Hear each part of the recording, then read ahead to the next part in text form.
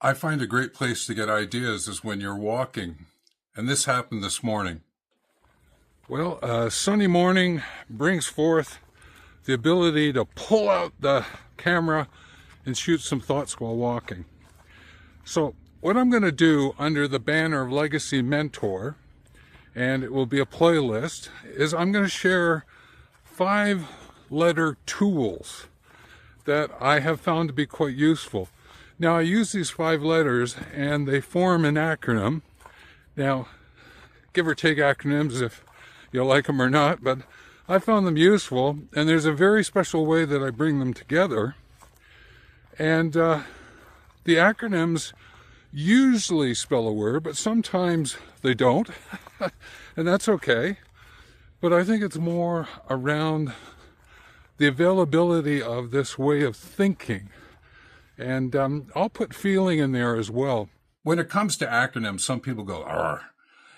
I enjoy them because they are shortcuts and they support my presentations, because I use my hand. And so often from a visual point of view, I have this accompanying what's taking place.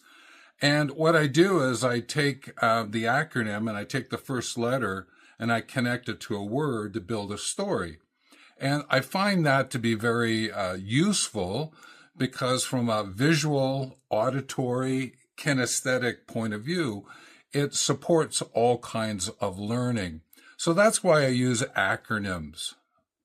Now, it may be helpful if I just acknowledge, there are people, yes, and there's some hinder aspects of using acronyms. And I'm bringing it up because as you take a look at your aging to legacy and you're using curation to structure your experience in education, you might go, there may be some acronyms here that would be of use to you using this sense of the hand puppet that I've just mentioned.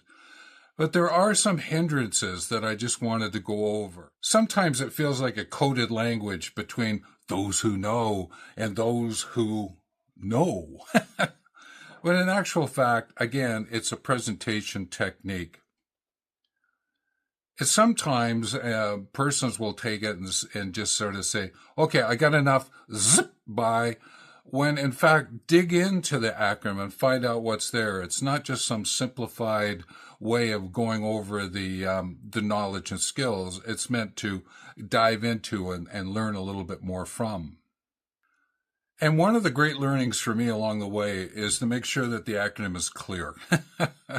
And not the acronym clear, but the acronym is clear so that people don't lose the meaning. Because I don't want to be too clever here either. What I'm attempting to do is find a way to establish some kind of shortcut and get things moving forward.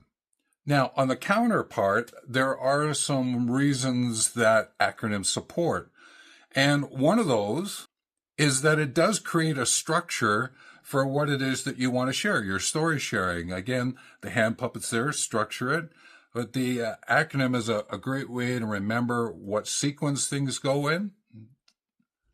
Also, when I did my own studies, and now it's a way to recall things, and that's helpful as well. And if they're done correctly, I believe what follows is the actions, just not the thinking through what's being presented, but it leads you into some actions that actually help you move everything forward.